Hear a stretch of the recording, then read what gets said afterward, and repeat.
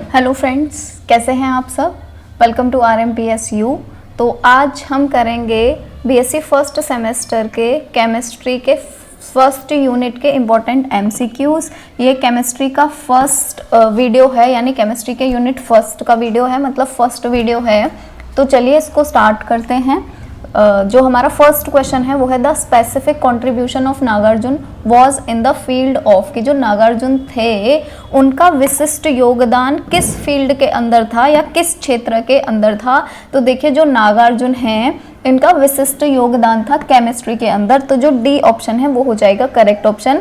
Second question है the specific contribution of Charak and Sushruta was, जो चरक और सुश्रुत थे इनका स्पेसिफिक योगदान किसके अंदर था या विशिष्ट योगदान किस फील्ड के अंदर था या किस क्षेत्र के अंदर था। तो चरक और सुश्रुत जो थे इनका मेन योगदान था मेडिसिन के अंदर। इन्होंने बहुत सारी मेडिसिन की सर्च करी थी, बहुत सारे प्लांट थे ऐसे, पेड़ थे ऐसे जिनके बारे में इन्होंने सर्च किया था कि किस प्लांट को हम किस बीमारी में यूज कर सकते हैं। नेक्स्ट क्वेश्चन है पदन यंत्र जो है वो यूज होता है, क्यों यूज होता है। पदन यंत्र या पादन यंत्र भी बोलते हैं इसको। तो ये क्यों यूज होता है, देखो ये होता है सब्लिमेशन करने के लिए केमिकल्स का।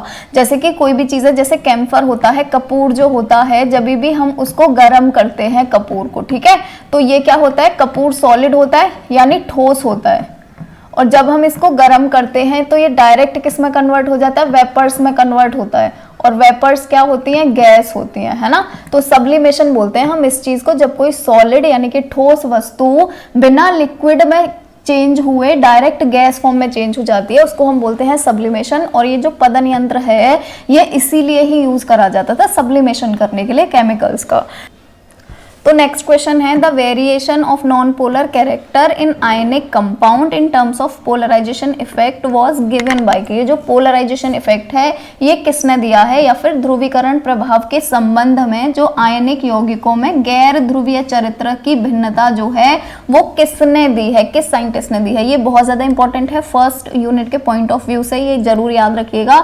ये दिया था फजान ने, तो जो ऑप्शन सी है वो हो जाएगा करेक्ट। अब देखिए जो फजान है इन्होंने बेसिकली कंपाउंड के दो कैरेक्टर्स के बारे में बात करी है।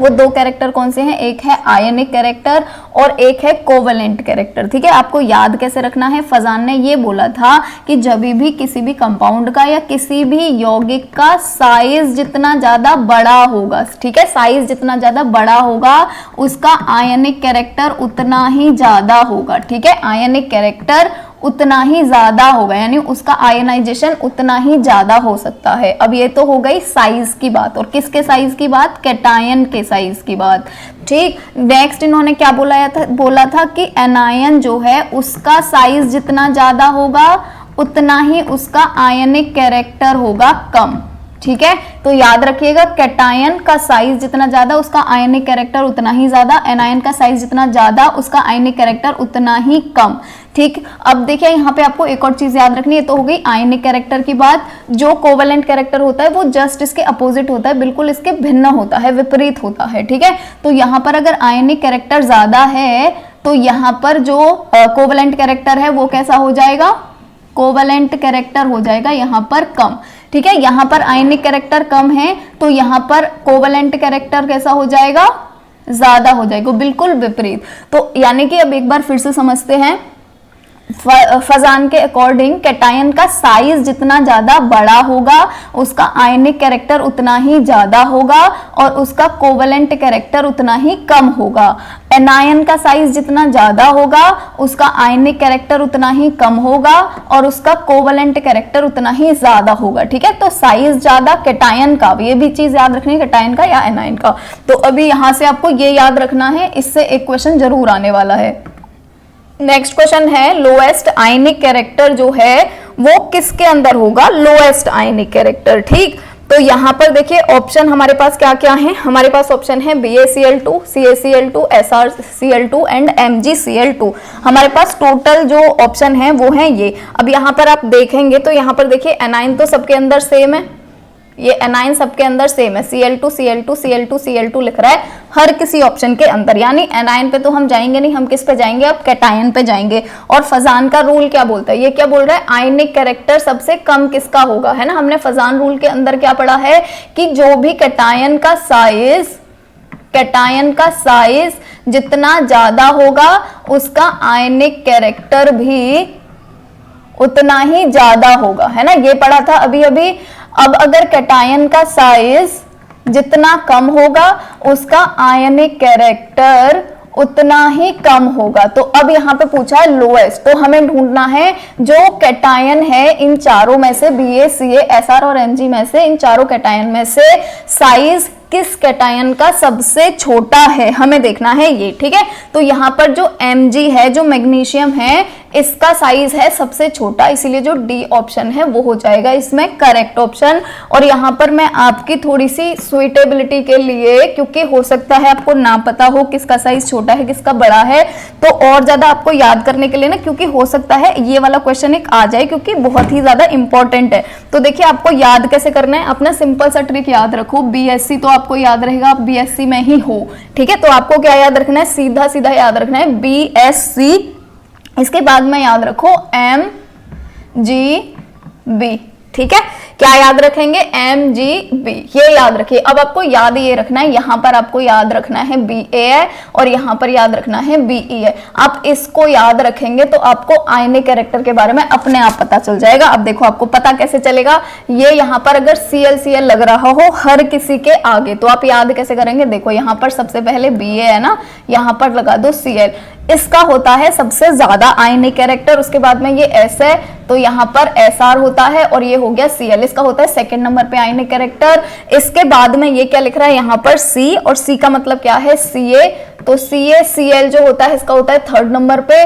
इसके बाद में क्या लिख रहा है MgCl जो होता है इसका होता है फिर इसके बाद, और इसके बाद में नेक्स्ट जो आता है Cl2 आएगा यहाँ पे, और नेक्स्ट क्या हो गया Be, तो Be जो होता है इसका होता है सबसे कम। अब देखो हमारे यहाँ पे ये Be वाला ऑप्शन तो है नहीं, BeCl2 वाला ऑप्शन तो है नहीं, ठीक है, यहाँ पे 2 ही आएगा हर किसी के अंदर, ठीक। अब देखो हमारे पास में यहाँ पर Be ये वाला ऑप्शन तो है नहीं, BeCl2 वाला ऑप्शन तो हमारे पास है नहीं, हमारे पास ये चारों ऑप्शन है ना, तो ये इनको क्रम में लगाने के लिए भी बोल सकते हैं। ऐसे 4 डिफरेंट ऑप्शंस दे देंगे कि लोएस्ट जो आयनिक कैरेक्टर है, यानी कि जो अवरोही क्रम है उनके क्रम में लिखने हैं आपको सब। तो आप है ना इसको याद रख लेना कि ये होता है मेन आयनिक कैरेक्टर, और इसको भी याद रखना क्योंकि हो सकता है ये वाला दे दें वो MgCl ना दें और ये वाला दे दें, तो आपको ये भी याद रखना है, ठीक।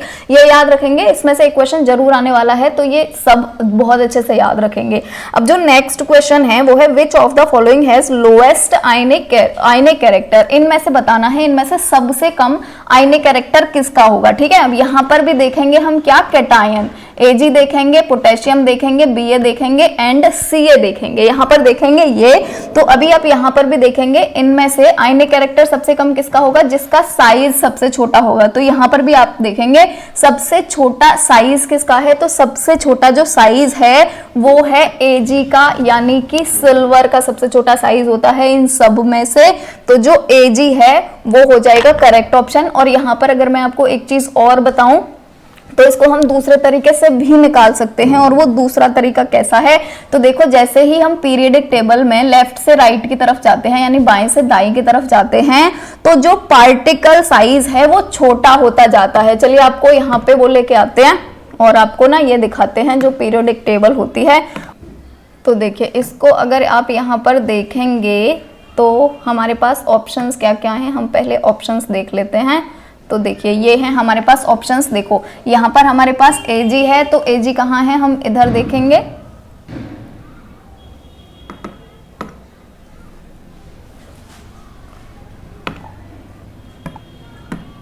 तो देखिए हम यहाँ पर देखेंगे कि Ag कहाँ है हमारे पास, तो हम यहाँ पर ढूंढेंगे Ag किधर है, तो Ag है यहाँ पर, ठीक, ये है यहाँ पर। बाकी सारी चीजें देखेंगे, पोटेशियम, बेरियम और कैल्शियम देखेंगे, तो देखिए पोटेशियम है ये, उसके बाद में बेरियम है ये और कैल्शियम है ये, ठीक है। तो देखो ये सारे के सारे जो हैं ये S के अंदर ही तो आ जाते हैं, है ना, ये सारे के सारे जो S ब्लॉक होता है उसके अंदर आ गए। जो Ag है ये किस ब्लॉक के अंदर होता है, ये होता है D ब्लॉक के अंदर, ठीक है। आ गया समझ। डी ब्लॉक के अंदर होता है ये जो Ag होता है। और आपको याद रखना है जैसे ही हम पीरियडिक टेबल में इधर से इधर की तरफ जाते हैं वैसे ही पार्टिकल साइज कम होता जाता है ना। अगर यहाँ पर पोटेशियम और कैल्शियम में से भी पूछा जाता तो जो कैल्शियम है ना इसका जो आयनिक कैरेक्टर है वो कम हो जाता। क्यों हो जाता? क्योंकि पोटेशियम का साइज बड़ा है और कैल्शियम का साइज है छोटा। ठीक है, कैटायन का ये भी याद रखना है, जो कैल्शियम का कैटायन है इसका जो साइज है वो छोटा है, जबकि पोटेशियम के कैटायन का जो साइज है वो है बड़ा। ठीक है, ये भी आपको याद रखना है। तो पीरियडिक टेबल में जैसे ही हम इधर से इधर की तरफ जाते हैं तो साइज जो है वो कम होता जाता है। ठीक है, तो देखो इन तीनों का साइज हो गया बड़ा और इसका साइज हो गया छोटा। ठीक, आई होप आपको अब ये हो गया होगा क्लियर। ठीक,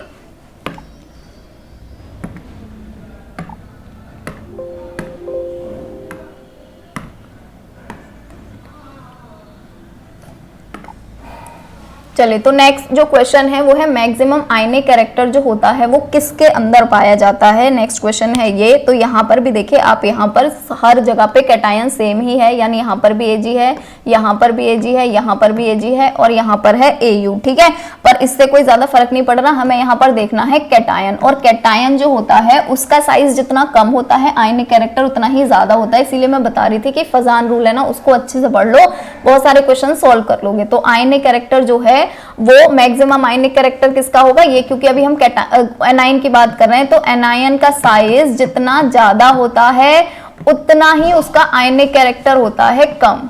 ठीक है, तो यहां पर हमें क्या देखना है, मैक्सिमम देखना है। तो मैक्सिमम कौन होगा, जिस भी एनायन का साइज सबसे छोटा होगा उसी एनायन का जो आयनिक कैरेक्टर है वो सबसे ज्यादा होगा। ठीक है, तो हम यहां पर देखेंगे जो ये है आई है, जो आयोडीन है, इसका जो आयनिक कैरेक्टर है एनायन का जो साइज है वो क्योंकि सबसे ज्यादा कम है इसीलिए इसका आयनिक कैरेक्टर हो जाएगा सबसे ज्यादा। तो जो ए ऑप्शन है वो हो जाएगा इसका करेक्ट ऑप्शन। ठीक, नेक्स्ट देखेंगे हम। नेक्स्ट जो क्वेश्चन है वो है which of the following is has maximum ionic character, की इन सब में से मैक्सिमम आयनिक कैरेक्टर किसका हो जाएगा। तो देखिए आपको यहाँ पे फिर वही देखना है, यहाँ पर जो एनायन है वो तो सेम है, तो आपको क्या करना पड़ेगा, ये जो कैटायन है यानी पोटेशियम है, लिथियम है, सोडियम है, सीजियम है, आपको इनका देखना है कि ये, अब देखो ये कैटायन है तो कैटायन में हमें क्या देखना है, साइज जिसका जितना ज्यादा होगा आयनिक कैरेक्टर उसका उतना ही ज्यादा होगा, है ना। एनायन में उल्टा होता है, ये कैटायन की बात कर रहे हैं अभी हम। तो यहां पर हम ढूंढेंगे ऐसा कैटायन जिसका सबसे ज्यादा साइज बड़ा हो। ठीक है, वो ढूंढेंगे हम। तो यहाँ पर जो सबसे बड़ा साइज होता है वो होता है CS का, इसीलिए जो डी ऑप्शन है वो हो जाएगा करेक्ट ऑप्शन। नेक्स्ट क्वेश्चन है which of the following pair would form the bond having maximum covalent character. ठीक है, अब देखिए यहाँ पर हमें कोवेलेंट कैरेक्टर की बात हो रही है और मैंने बताया था कि आयनिक कैरेक्टर के जस्ट उल्टा होता है कोवेलेंट कैरेक्टर, है ना।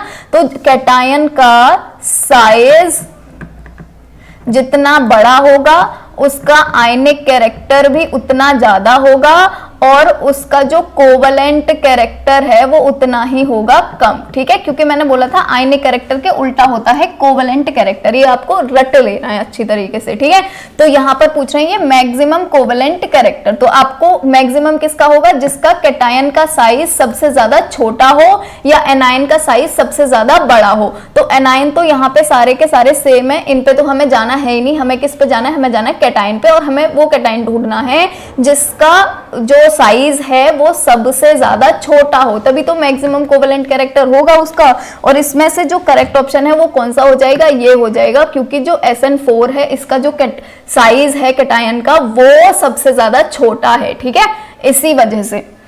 चलिए नेक्स्ट क्वेश्चन पढ़ेंगे। नेक्स्ट जो क्वेश्चन है वो है if Na ion is larger than Mg2 ion and S2 ion is larger than Cl minus ion which of the following will be more covalent. ठीक है, यहां पे ये पूछा जा रहा है कि यानी जो आयन है वो लार्जर है यानी कि बड़ा है मैग्नीशियम आयन से, और जो S2 आयन है वो लार्जर है Cl आयन से, तो इनमें से कौन सा ज्यादा से ज्यादा कोवेलेंट होगा। ठीक है, तो इनमें से देखो करेक्ट जो ऑप्शन है वो हो जाएगा MgS। क्यों हो जाएगा, क्योंकि देखो यहाँ पर 2 पॉजिटिव है और यहाँ S पर भी 2 नेगेटिव है, तो इसीलिए जो सबसे ज्यादा कोवेलेंट नेचर होगी वो किसकी होगी, MgS की।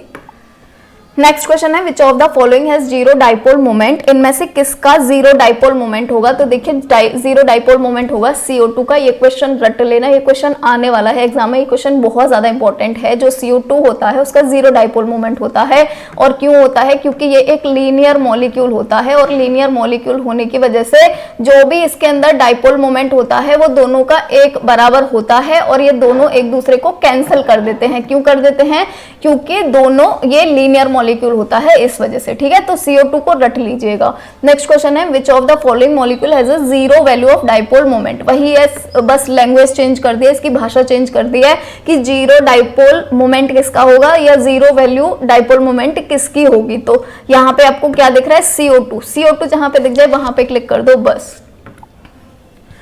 नेक्स्ट जो क्वेश्चन है वो है which of the following molecule has zero dipole moment, इनमें से जीरो डाइपोल मोमेंट किसका होगा। तो देखिए ये क्वेश्चन भी अगर आपने याद रख रखा है लिनियरिटी, तो आपको ये भी आसानी से पता चल जाएगा। जो CCl4 है इसका होता है जीरो डाइपोल मोमेंट। क्यों होगा, क्योंकि देखो यहाँ पर चारों तरफ Cl ऐड हो जाएंगे, और यहाँ चारों तरफ जितना भी डाइपोल मोमेंट होगा, यहाँ पे ये चारों तरफ जितना भी डाइपोल मोमेंट होगा ये चारों के चारों एक दूसरे को कर देंगे कैंसिल, इसीलिए इसका जो डाइपोल मोमेंट है वो हो जाएगा जीरो, ठीक है।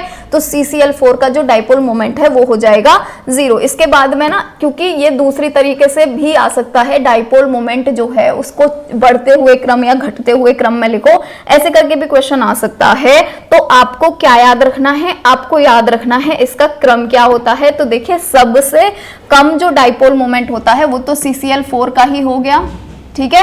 इसके बाद में सेकंड नंबर पे डाइपोल मोमेंट कम किसका होता है, CHCl3 का, यानी कि क्लोरोफॉर्म का। और थर्ड नंबर पे होता है CH2Cl2 का, और इसके बाद CH3Cl का, ठीक है। ये आपको क्रम याद रखना है, क्योंकि हो सकता है आपको इस तरीके से भी पूछ लिया जाए कि क्रम में लगाइए, तो ये आपको याद रखना है बहुत अच्छे तरीके से। नेक्स्ट क्वेश्चन है which one of the following pair of molecules will have permanent dipole moment of both member की, इनमें से हमें ढूंढना है परमानेंट डाइपोल मोमेंट दोनों मेंबर्स का किसके अंदर होगा, ठीक है, ये बताना है। अब देखिए NO2 और जो O3 हैं इनका जो डाइपोल मोमेंट है वो परमानेंट होगा। क्यों होगा, क्योंकि ये दोनों ही एक दूसरे के डाइपोल मोमेंट को कैंसिल नहीं करेंगे बिल्कुल भी, इसलिए बाकी सब कैंसिल कर रहे हैं, यहां पर कैंसिल नहीं करेंगे इसके वजह से, ठीक है। तो जो बी ऑप्शन है वो हो जाएगा करेक्ट, इसको भी याद रख लीजिएगा। नेक्स्ट क्वेश्चन है which of the following molecule has lowest dipole moment, इन सब में से लोएस्ट डाइपोल मोमेंट किसका हो जाएगा। अब देखो यहाँ पर CO2 तो है नहीं, अगर CO2 होता तो आप तुरंत वहां पे लगा देते हैं ना, तो CO2 तो यहाँ पे है नहीं, पर देखो आप यहाँ पर देखेंगे जो BF3 है ना, इसका जो डाइपोल मोमेंट होता है इन सब में से इसका सबसे ज्यादा कम है, ठीक। नेक्स्ट आएंगे डाइपोल मोमेंट एक लीनियर मॉलिक्यूल का किस इक्वेशन से दिया जाता है, ठीक है, ये भी याद रख लीजिएगा, ये भी बहुत इंपॉर्टेंट है। तो mu is equals to Q into d, ये इक्वेशन है जिसके थ्रू डाइपोल मोमेंट दे सकते हैं, कैलकुलेट कर सकते हैं एक लीनियर मॉलिक्यूल का। नेक्स्ट क्वेश्चन है M is a strong electropositive element, की जो M है वो स्ट्रॉन्ग इलेक्ट्रोपॉजिटिव एलिमेंट है, और जो A है वो A जो है वो स्ट्रॉन्ग इलेक्ट्रोनेगेटिव एलिमेंट है, यानी इसके आगे ये है और इसके आगे M के आगे है ये, ठीक है। तो ये बोल रहे हैं कि जो M और A हैं वो कौन सी कंडीशन इनकी हो सकती है, ठीक है। तो देखिए यहाँ पर जो C ऑप्शन है वो हो जाएगा करेक्ट ऑप्शन, वैसे तो B भी हो सकता था, पर C अगर नहीं होता प्रेजेंट तो हम B पे जाते, लेकिन यहाँ पर हम C पे जाएंगे क्योंकि यहाँ पर 2 पॉजिटिव और 2 नेगेटिव दे रखा है इसकी वजह से, ठीक। नेक्स्ट आएंगे which compound has maximum lattice energy, इनमें से किसकी लैटिस एनर्जी सबसे ज्यादा होगी, ठीक है। तो यहाँ पर जो LiF है उसकी लैटिस एनर्जी है सबसे ज्यादा। अब देखिए लैटिस एनर्जी क्या होती है ये भी आपको पता होना चाहिए। तो जो लैटिस एनर्जी होती है वो क्या होती है, लैटिस एनर्जी या फिर इसको बोलते हैं जाली ऊर्जा। तो ये वो ऊर्जा होती है जो किसी भी आयनिक सॉलिड को आयनिक गैस में कन्वर्ट करने के लिए चाहिए, ठीक है। किसको, आयनिक सॉलिड को आयनिक गैस में कन्वर्ट करने के लिए जो भी एनर्जी चाहिए होती है इसी एनर्जी को ही बोलते हैं लैटिस एनर्जी, ठीक है। तो इसमें मैक्सिमम लैटिस एनर्जी है LiF के अंदर। चलो नेक्स्ट क्वेश्चन देखते हैं। नेक्स्ट जो क्वेश्चन है ये है which compound has hydrogen bonding, इनमें से किस कंपाउंड के पास में हाइड्रोजन बॉन्डिंग है। ठीक है, तो देखो हाइड्रोजन बॉन्डिंग के लिए ना मैं बहुत ही ज्यादा एक इजी सा वो बताती हूँ आपको कि आपको याद क्या रखना है। देखो हाइड्रोजन से अगर हाइड्रोजन जुड़ रहा है तो ये तो हाइड्रोजन बॉन्डिंग है, ये तो सबको पता है। ठीक है, ये तो हाइड्रोजन बॉन्डिंग है ही, लेकिन अगर हाइड्रोजन से हाइड्रोजन नहीं जुड़ रहा है तो हम कैसे पहचानेंगे हाइड्रोजन बॉन्डिंग है या नहीं। तो आपको याद रखना है नॉफ बस। ठीक है, नॉफ। अगर हाइड्रोजन नाइट्रोजन के साथ ऐड हो रहा हो, या हाइड्रोजन ऑक्सीजन के साथ ऐड हो रहा हो, या हाइड्रोजन एफ के साथ यानी फ्लूरो के साथ में अगर ऐड हो रहा हो, तो ये तीनों के तीनों ही होते हैं हाइड्रोजन बॉन्डिंग। इसके अलावा किसी के भी साथ जुड़ रहा हो हम किसी को नहीं बोलेंगे हाइड्रोजन बॉन्डिंग है। ठीक है, तो आपको सिर्फ और सिर्फ नॉफ याद रखना है। ठीक है, NO और F यानी नाइट्रोजन, ऑक्सीजन और फ्लूरो। ठीक है, या फ्लोरीन। ठीक है, तो अब देखो यहां पर हम देखेंगे, यहां पर हाइड्रोजन किसके साथ अटैच है, फॉस्फोरस के साथ, तो ये तो है नहीं हाइड्रोजन बॉन्डिंग। सेकंड में हाइड्रोजन किसके साथ अटैच है, F के साथ, और F हमने यहां पर देखा ही है अभी। ठीक, F को हमने यहां पर देखा ही है, ये रहा F, तो ये वाला हो जाएगा करेक्ट। थर्ड देखेंगे ये किसके साथ ऐड है, सल्फर के साथ, तो यहाँ पे सल्फर भी नहीं है। और फोर्थ में किसके साथ है, Si के साथ, सिलिकॉन के साथ, तो यहाँ पर सिलिकॉन भी नहीं है, इसीलिए जो करेक्ट ऑप्शन है वो हो जाएगा HF। ये भी याद कर लीजिएगा नॉफ भी, क्योंकि मैं जितने भी क्वेश्चन आज बता रही हूँ सारे के सारे इंपॉर्टेंट वाले ही बता रही हूँ, ये आपको सारे करने ही हैं। नेक्स्ट क्वेश्चन है which one of these element can not form intramolecular hydrogen bond. अब ये पूछ रहे हैं यहाँ पर कि इनमें से कौन सा मॉलिक्यूल है जो इंट्रामोलिकुलर हाइड्रोजन बॉन्ड नहीं बना सकता है। तो सबसे पहले तो आप यहाँ पर ही जाएंगे नॉफ पे, सबसे पहले तो इसी को ही ढूंढ लीजिए। ठीक है, तो देखो F यहाँ पर है, O यहाँ पर है, तो ये दोनों तो हो नहीं सकते बिल्कुल भी। अब हमें ढूंढना है क्लोरीन और आयोडीन में से। तो देखो क्लोरीन है ना, ये भी हाइड्रोजन बॉन्डिंग बना लेता है, कौन नहीं बनाता है, सिर्फ और सिर्फ आयोडीन। ठीक, नेक्स्ट क्वेश्चन पढ़ेंगे विच of the following shows hydrogen bonding, इनमें से किस में हाइड्रोजन बॉन्डिंग है। तो ये पीछे वाला ही क्वेश्चन है, बस थोड़ा सा मॉडिफाई करके दे दिया है। तो देखो आपको फिर वही नॉफ याद रखना है, हाइड्रोजन के साथ इन तीनों में से कुछ भी मिल जाए समझ लीजिएगा वो हाइड्रोजन बॉन्डिंग है। जैसे यहाँ पर देखो हाइड्रोजन के साथ क्या है, सिलिकॉन है, सिलिकॉन तो यहाँ पे है नहीं, यहाँ पर क्या है, F है, F ये दिया हुआ है ऑलरेडी, तो ये हो जाएगा करेक्ट ऑप्शन। यहाँ पर क्या दिया हुआ है, सल्फर, सल्फर भी यहाँ नहीं है। यहाँ पर क्या दिखाई दिया हुआ है, फॉस्फोरस, फॉस्फोरस भी यहाँ नहीं है, तो ये सारे हो गए गलत। बी ऑप्शन जो है वो हो जाएगा करेक्ट ऑप्शन। नेक्स्ट क्वेश्चन है the strongest hydrogen bonding is present in, की जो स्ट्रॉन्गेस्ट हाइड्रोजन बॉन्डिंग है वो किसके अंदर प्रेजेंट होती है। तो F को याद रख लेना, सबसे ज्यादा स्ट्रॉन्ग बॉन्ड ना F ही बनाता है। तो यहाँ पर जो N वो जो HF है यानी जो A ऑप्शन है वो हो जाएगा करेक्ट ऑप्शन।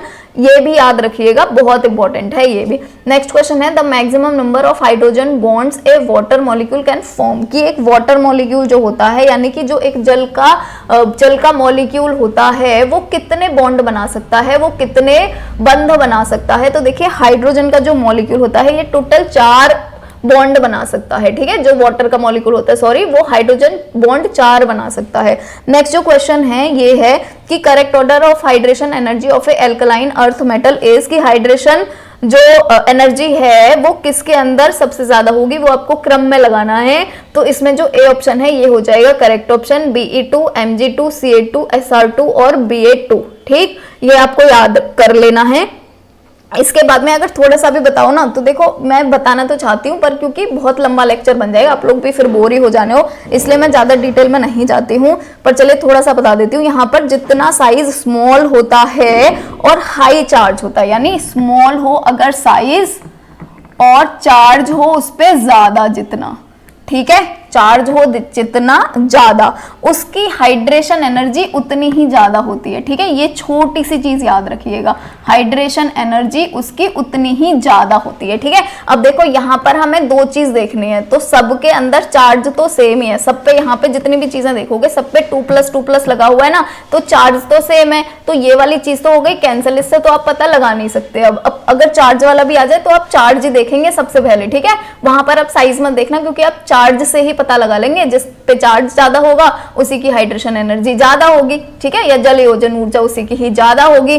पर क्योंकि यहाँ पे चार्ज तो सबके अंदर सेम ही है, तो आपको क्या देखना है, यहाँ पे जिसका साइज स्मॉल होगा, जिसका कम साइज होगा वो देखना है आपको। तो देखिए यहाँ पर जो सबसे कम साइज है वो किसका है, बेरियम का है। जो मैंने ऊपर आपको बताया था साइज किसका कम होगा, मैंने बीएससी करके याद करवाया था ना, वही ही है ये बीएससी, और उसके बाद क्या याद करवाया था, एमजीबीई, ये याद करवाया था मैंने, ये बोला था यहाँ पे लिख लेना बीए, है ना। तो देखिए BA2 जो है इसका क्या है, सबसे ज्यादा कम इसका है, सॉरी सबसे ज्यादा बड़ा है इसका स्मॉल साइज, इसीलिए इसकी जो हाइड्रेशन एनर्जी है वो हो जाएगी सबसे ज्यादा कम, ठीक। तो आपको इसी से भी आप पता लगा सकते हैं आसानी से, जो मैं ऑलरेडी पहले बता चुकी हूं। तो इसका जो ए ऑप्शन है वो हो जाएगा करेक्ट ऑप्शन, क्योंकि ये इसमें ये पूछ रहे हैं कि जो ऑर्डर है हाइड्रेशन एनर्जी का वो कैसा होगा। तो यहाँ पे देखो बीए जो है इसका, क्योंकि सबसे ज्यादा बड़ा साइज है इसीलिए इसकी हाइड्रेशन एनर्जी हो जाएगी सबसे कम।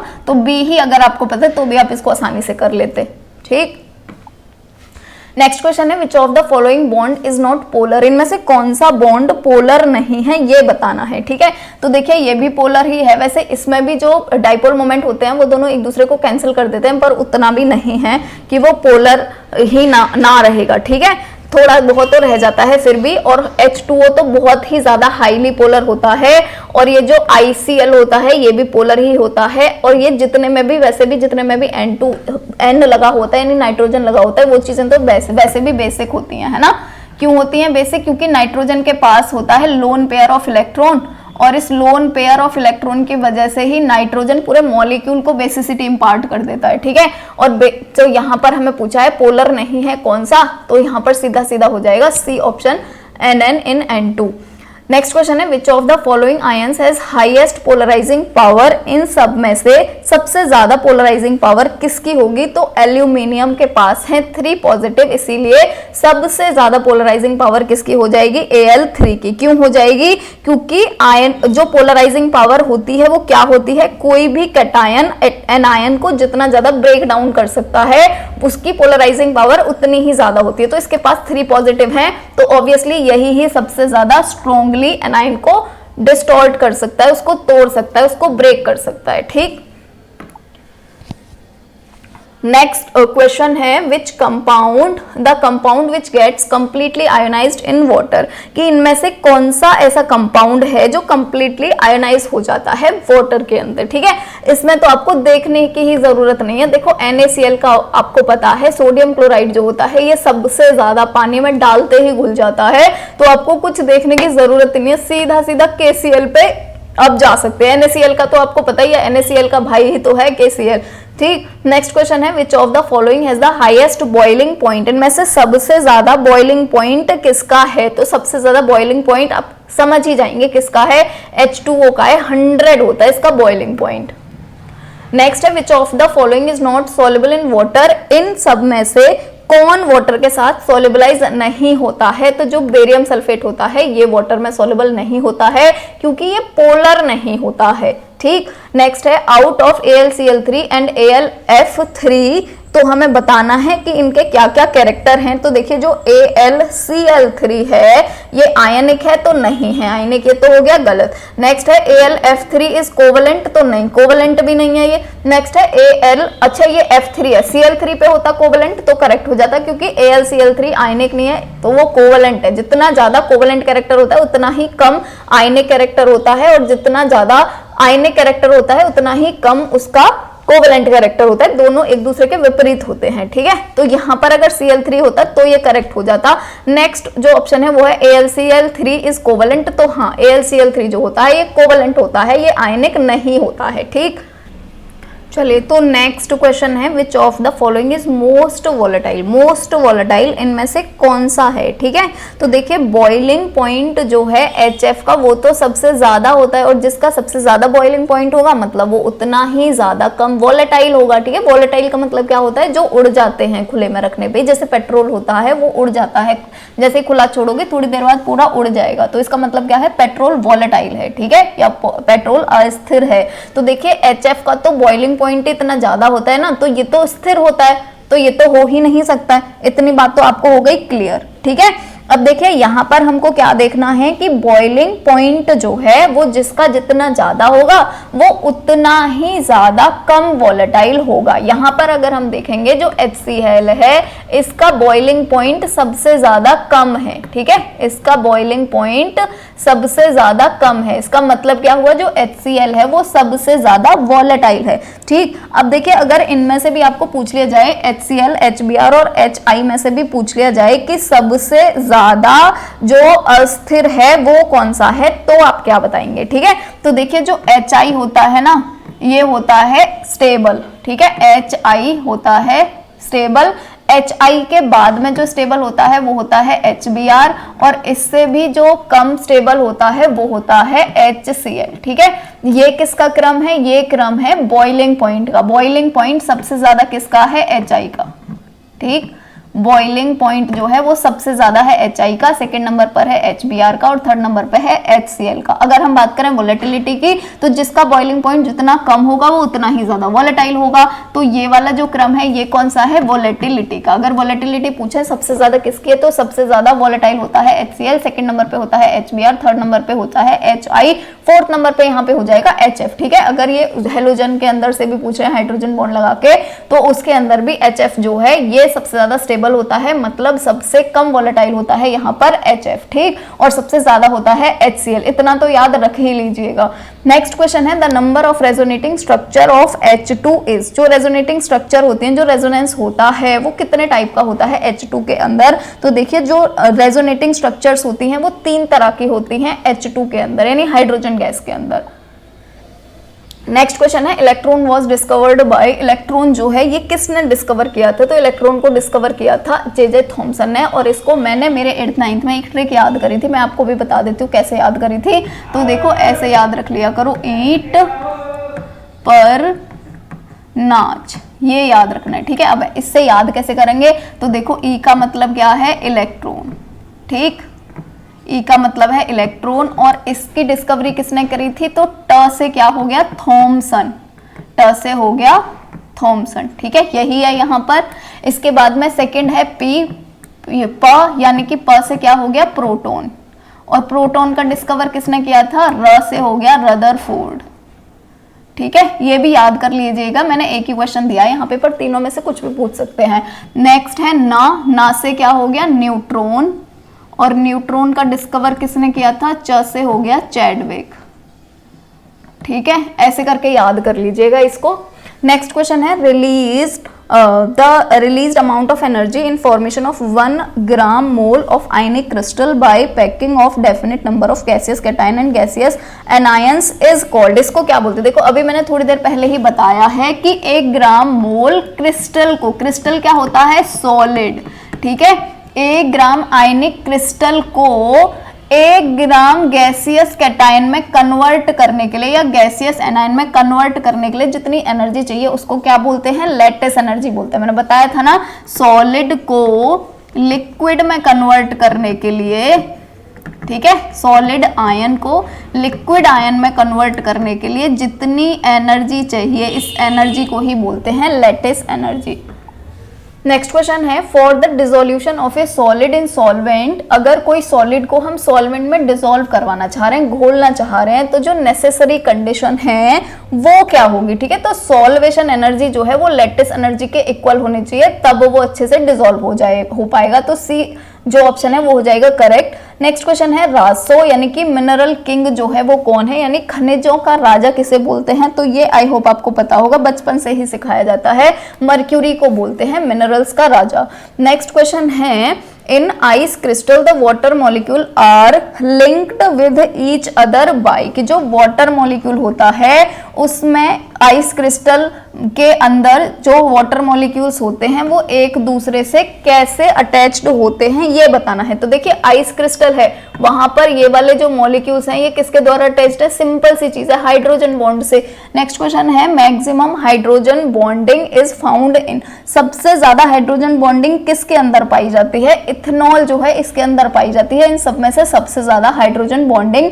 नेक्स्ट क्वेश्चन है पोलर कंपाउंड्स आर सॉल्युबल, इनकी जो पोलर कंपाउंड है वो किस में सॉल्युबल होंगे, ऑब्वियसली पोलर सॉल्वेंट में सॉल्युबल होंगे, बेंजीन और कार्बन टेट्राक्लोराइड, ये दोनों कैसे हैं, नॉन पोलर हैं वैसे भी, तो इन दोनों में तो वैसे भी नहीं होगी। पोलर जो मॉलिक्यूल हैं या पोलर जो सॉल्यूट हैं वो पोलर सॉल्वेंट में सॉल्युबलाइज होते हैं, यानी अगर यहाँ पे ऑप्शन होता वाटर या यहाँ पर ऑप्शन होता मिथेनॉल या यहाँ पे ऑप्शन होता इथेनॉल तो हम उस पे जा सकते थे, क्योंकि ये तीनों ही कैसे होते हैं, ये तीनों ही होते हैं पोलर, है ना। तो पोलर चीजें पोलर में डिसॉल्व होंगी, नॉन पोलर में होंगी। जैसे पानी पोलर होता है तो चीनी भी पोलर होती है, दोनों घुल सकते हैं, पर पानी पोलर होता है और तेल नॉन पोलर होता है, पानी और तेल मिल थोड़े ना सकते हैं।